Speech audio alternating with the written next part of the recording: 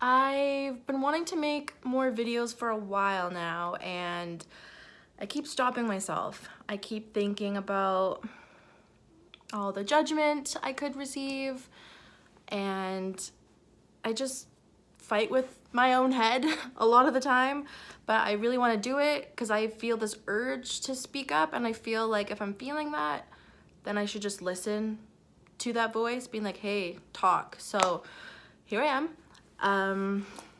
I always have a lot on my mind. My mind is always just racing with thoughts and ideas, and I really isolate myself from people. So I just kind of sit in all my thoughts, and I don't really give myself an opportunity to share that or express how I'm feeling.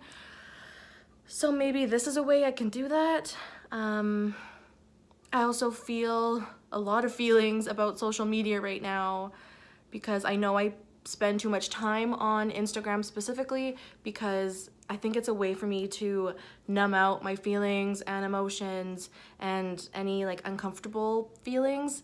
Anytime I feel anything, I think I just grab my phone and try to just distract myself from anything actually happening inside, which I mean isn't that cool, but I think that can be like a work in progress. And also I need to learn to have like internal validation instead of validation from friends, family, or even strangers on the internet, which I know a lot of people have a hard time with because that's kind of our society now. But there's also really good points about social media. Let's say we can talk about mental health, we can talk about mental illness, we can talk about therapy, medications, all those things that people really don't want to talk about. I feel like this gives us an opportunity to actually talk about the hard stuff. Because even think about my day-to-day life, like unless someone's living with mental illness, it's not really something I even talk about like med changes or how hard therapy is. Oh, therapy, that's another one. Tomorrow I start my week 6 of therapy, which is really crazy because I feel like I just started, but it's also really good. It's been such a good program. I really love it. It's also really, really hard, and I'm tired all the time. But this is probably the best thing I've ever done for myself. And probably the hardest thing I've ever done for myself. And it's really hard to summarize what it is, how I'm feeling, especially because I'm surrounded by therapists like 8 hours a day who are always like poking and prodding at you and trying to push your buttons to get all these emotions to come out, to talk about your childhood or your family relationships or other relationships in your life. Because the thing is, we always suppress our emotions. Anything that happens to us, we just push it down. It's uncomfortable. I don't want to deal with it. So now they're like, okay, let's bring up all of that stuff that you've never worked through so that you can work through it now and kind of get over it. Because I'm learning that when we're little, what happens to us in our life really determines how we respond to situations, and it really forms our behavior.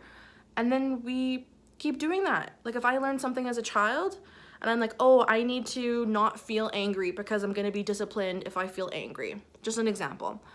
Then maybe throughout my whole life, I'm going to really suppress anger because I was taught when I was young that we don't express anger. And so now in your adult life, you can talk to a therapist and they can say, okay, like, where did it come from that you don't show anger? Let's work through that so then you can actually form those emotions and express that side of you that you need to express. So it's a lot. It's a lot because you're just feeling so many emotions all the time, even emotions you don't even know are there. So now when people are talking to me or situations are arising, I feel so strongly about everything. I'll be talking to my parents and they'll say something that'll just really piss me off. And it's not even about what they're saying. It's because we're working on one thing in therapy that's really brought up one emotion, and that reminds me of a situation that brings up another emotion. And I I just feel that all my emotions are very much on the surface now instead of being pushed down for so long, which is uncomfortable. It's really, really uncomfortable and I do not like it. I just want to numb out my brain. I don't want to think about emotions or feelings, but that's not going to help me, right? I need to deal with all this shit so that I can kind of get better.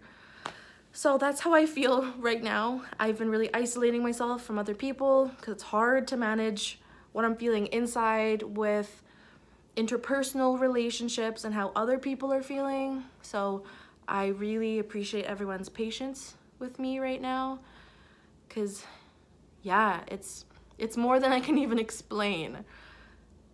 But as I said, it's like the best thing I could do for me, I think. They also gave me 3 new diagnoses? Maybe. And I haven't talked about them yet. And I want to because there's still so much stigma and shame surrounding different mental illnesses. Like I learned to feel very comfortable saying like I have an anxiety disorder because that's kind of normalized. Like we all feel anxiety at some point in our lives, so to imagine an anxiety disorder isn't that far-fetched. You're like, oh, okay, you just like panicked all the time. Okay, cool, right? We can rationalize it. But when it gets into things like personality disorders, eating disorders, oh my gosh, there's so much stigma that it's really hard for people to speak up about, and therefore it's hard to get help. So I don't want to contribute to that problem, and I will speak up about it. I don't think that day is today. That's another thing I'm trying to manage, is what to share when, with who, because I still need to keep my life personal. I don't want to put everything out there to be picked upon or analyzed. I just think it's ridiculous for me to be struggling and dealing with all these things I'm dealing with and not take something positive away from that. Like if I'm struggling, let's say, with a diagnosis of a personality disorder and I don't speak up about it, how can I expect other people to get the help they need for their personality disorder? Not saying that I'm like the leader of this, because I know I'm not. I feel like I have some kind of like purpose in that, or like if I have the ability to help someone, like why wouldn't I? Maybe it's all self-centered. That's okay too, I guess. Yeah, and I've had a lot of feelings, as I said, with social media about, do I just want attention? Maybe. That's something I want to work on in therapy. Like, yeah, what is it? Am I actually speaking up for others, or am I speaking up for myself? Is it both? Is that a bad thing? Is that a good thing? It's a lot that I really want to unpack, and it's not going to be a quick process. It might take the whole 18 weeks to kind of go through things. And it's uncomfortable. Making this right now, I feel shaky. I feel so uncomfortable. But I think I would feel so much worse if I stayed silent. I didn't express how I'm feeling. I didn't at least try to make a difference in the community, or at least the mental health sphere. I don't know. So if you have any questions about anything, about therapy, about mental health, about diagnoses, about, I don't know, I'll try my best to answer it. I'm obviously not a psychologist or a professional, so I can't actually therapize anyone yet. But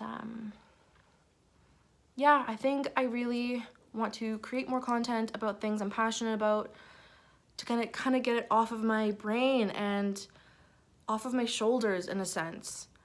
I feel this like obligation to do so, and as I said, I'll work through it in therapy.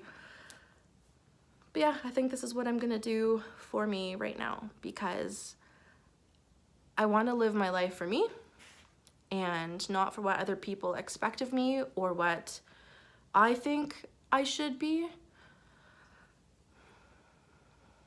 hard shit. I don't have any answers. This is messiness, and it's really uncomfortable because I'm a perfectionist.